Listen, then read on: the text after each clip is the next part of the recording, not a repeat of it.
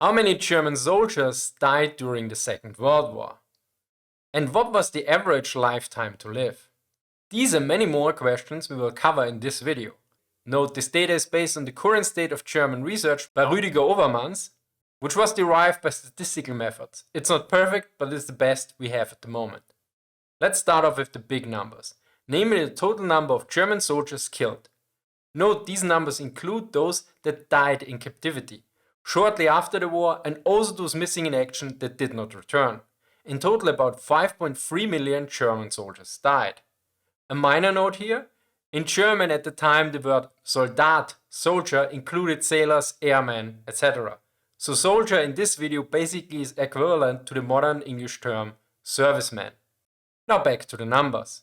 The majority of these 5.3 million, namely 4.2 million, served in the German army, das Heer. 433 in the German Air Force, die Luftwaffe, 138,000 in the German Navy, die Kriegsmarine, and 53,000 of the auxiliary forces, Wehrmachtsgefolge.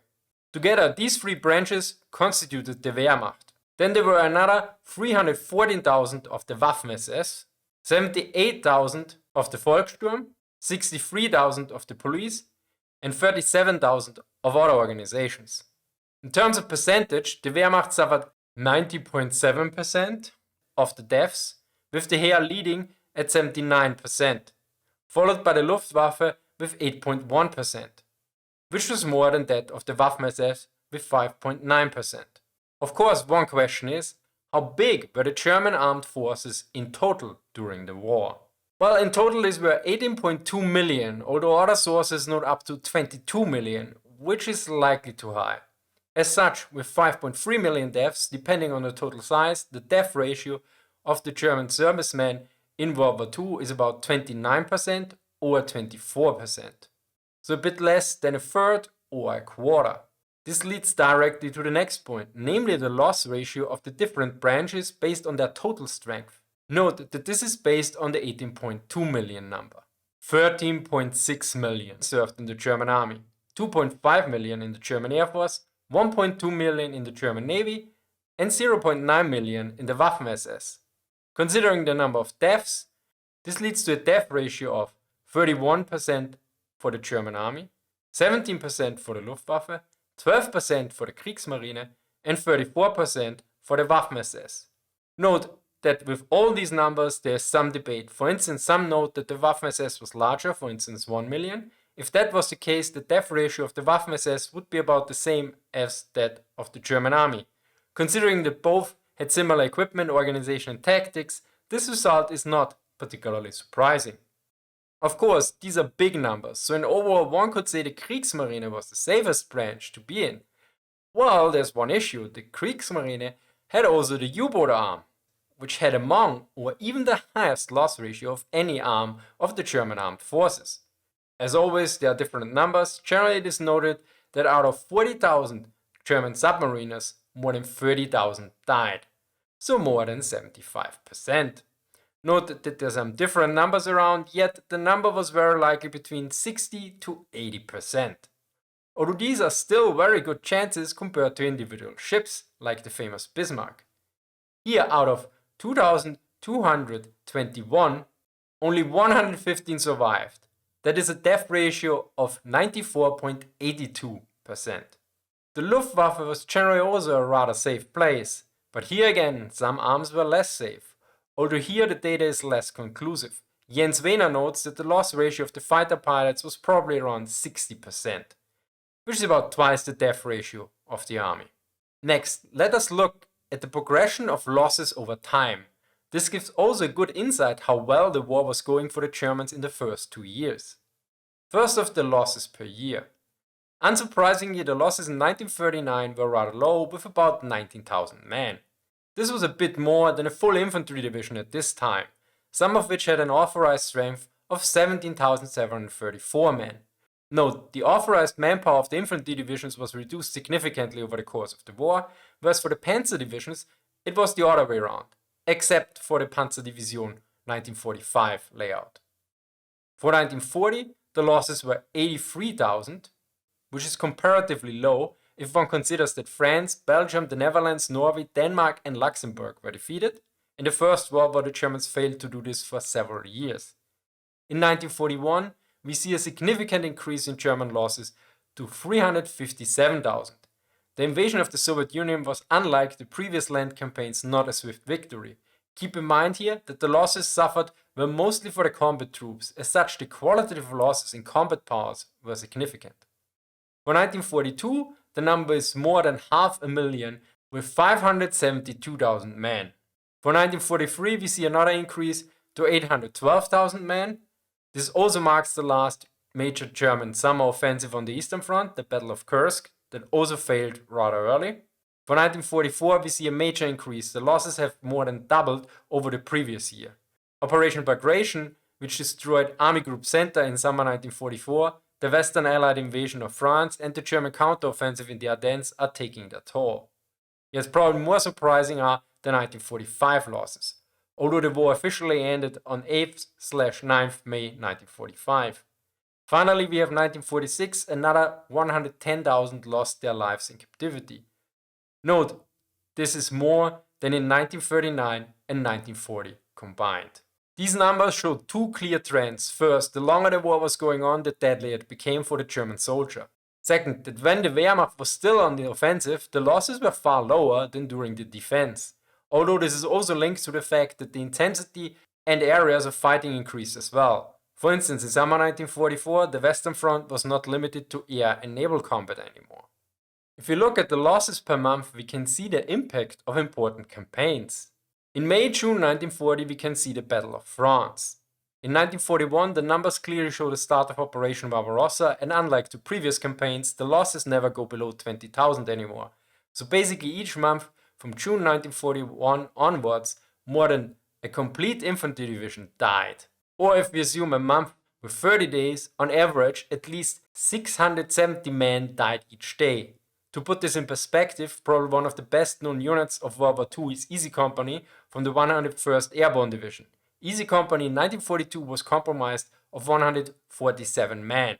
So that is more than 4 Easy Companies dying each day. For the end of 1942, beginning of 1943, the Battle of Stalingrad is clearly visible and the deaths for the first time reached more than 100,000 men per month. In spring 1943, the numbers go down again before receiving another uptick from the Battle of Kursk and the following Soviet offensive. For 1944, we see first an uptick from the Soviet winter-spring campaign, and of course a major increase in summer 1944 when the Army Group Center and southern Ukraine are destroyed by the Red Army in Operation Bagration.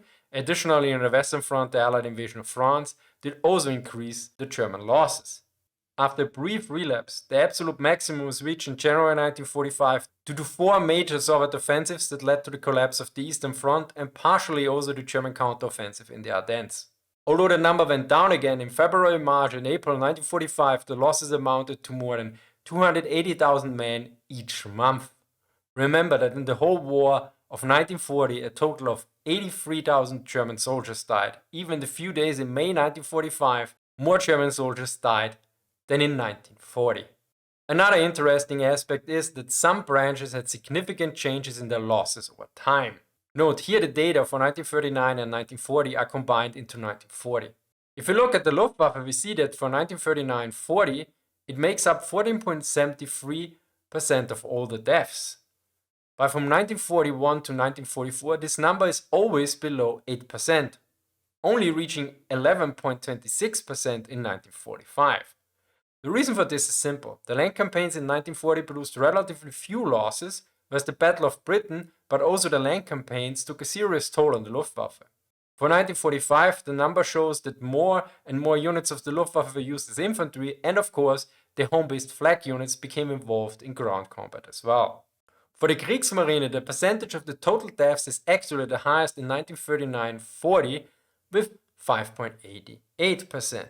Again, due to the relatively low losses in ground forces. Then the number is consistently below 3%. Yet if you look at the percentage of Kriegsmarine losses over the course of the war, you can clearly see that the number grew consistently. And so a major uptick from 1943 to 1944 from 22,000 to 50,000 deaths, as you can see in the absolute numbers. But since the losses of the other branches increased as well, the percentage on the total losses stayed basically the same at around 2.7%. Since more and more of its personnel was used as infantry and of course also in coastal defense. Overmans notes some interesting observation between the loss changes. In 1944 the situation began to change. Although the losses of the army doubled, those of the other organizations rose to 3 or 4 times the previous year's losses. Even if it cannot be expressed quantitatively, the analysis of the available cases shows that the different increases in losses is not much due to an increased combat activity of the organizations in their regular areas of responsibility. No, the number of losses in the Air Forces and Navy, which obviously occurred in infantry operations, is increasing. Probably unsurprising for most, the Eastern Front from 1941 to 1944 has the highest number here, with around 50% or 2.74 million. For the Western Front, we have 0.34 million from 1939 to 1944. The next category are the Endkämpfe, namely the final battles. At the last stages of the war, the data was extremely dodgy. Additionally, the distinction between the fronts became also problematic. Here the number is 1.23 million. We can assume that the majority was on the Eastern Front. Overmans assumed 2/3, but I suspect that 80% are probably more likely. As such, we have to add 0.25 million to the Western Front, which brings us to 0.59 million, and 0.89 million to the Eastern Front, which brings us to about 3.72 million. In Italy, about 0.50 million died, in the Balkans 0.1 million. For the Northern Front, that is Scandinavia but without Finland, the number was about 30,000. For North Africa, 16,000. A large category is the rather ominous various one. It accounts for 0.25 million and includes Poland, the Atlantic, the Home Front and others. Additionally, the following numbers died as prisoners of war: 363,000 in Soviet, 34,000 in French, 22,000 in American, 21,000 in British. So 77,000 prisoners of war died in Western captivity, 11,000 in Yugoslavian, and 8,000 in various other countries. For the Eastern Front, the losses were the highest. If we take the number without those that died in captivity and divide it by the duration, we get more than 2,625 deaths per day, from 22nd June 1941 to 9th May 1945. Note, if we take the lower number by Overmans, it is still more than 2,000 deaths per day. This also reflects the impression I got once in a German church. There were pictures of the fallen soldiers on the wall. As far as I remember, it noted the year and region. Some had like Normandy, 1944, Warsaw, 1939, etc. But most were less distinct, namely just im Osten, in the East, followed by the year. This brings us to the next aspect, namely the survival chance or better time to live of soldiers. This data is based on the year they joined the armed forces, and it shows some interesting data. Namely that those soldiers that joined early had an average far longer time to live than those that joined later. This is clearly expressed in a development that has already been shown in the previous sections. A soldier drafted in 1939 died, if then only, after more than 4 calendar years. A soldier drafted in 1945, however, died after about 1 month. Note that there was quite a difference between the branches again. One question that probably some of you might have is if young soldiers were more disposable than older ones. Overmans notes that older men were less likely to become soldiers, yet if they served, their chances to die were the same as the other age groups. Only for the men born before 1900, the death ratio was with about 13% around half of the average. It is likely that these were mostly men that were mainly used in home garrisons. About the younger ones, he notes, 20-year-olds, on the other hand, had to become soldiers to a particularly large extent, but that they were then sent to the meat grinder, in other words, that they were more dangerous tasks and consequently had a higher death rate, does not emerge from the available figures. Note that age was a crucial factor for survival as prisoners of war. Generally, the older ones had a far lower survival rate as prisoners than the younger ones. While age had less of an impact on survival, besides the noted exceptions, the regional origin had a crucial impact. Here we look at 4 major regions, namely the area of the Federal Republic of Germany after the reunification in 1990, The former eastern territories of Germany lost after World War II, like Silesia, Prussia, etc., Austria, and the final category various regions like Alsace-Lorraine, Luxembourg, Western Europe, etc. The general death ratio for these regions are as follows. For the areas of current Germany, 27.7%, for the former eastern territories, 32.0%, for Austria, 18.5%, for the rest, 27.5%. As you can see, the former eastern territories have the highest death rate. For those that were recruited from this region in 1945, the death rate was a staggering 46.9%, whereas the highest death rate for Austrians was 24.7% in 1945. This is also linked to the fact that in former eastern territories the recruitment rate was far higher, with about 20% versus Austria with about 8%, whereas the average was 13%. Overmans' explanation for the difference in the death ratio is as follows. It should be borne in mind here that the population of the Eastern Territories not only had to suffer above average losses very early on because they made up a disproportionate share of the recruits, but they were also affected by an exorbitant death rate among their soldiers in the final phase of the war.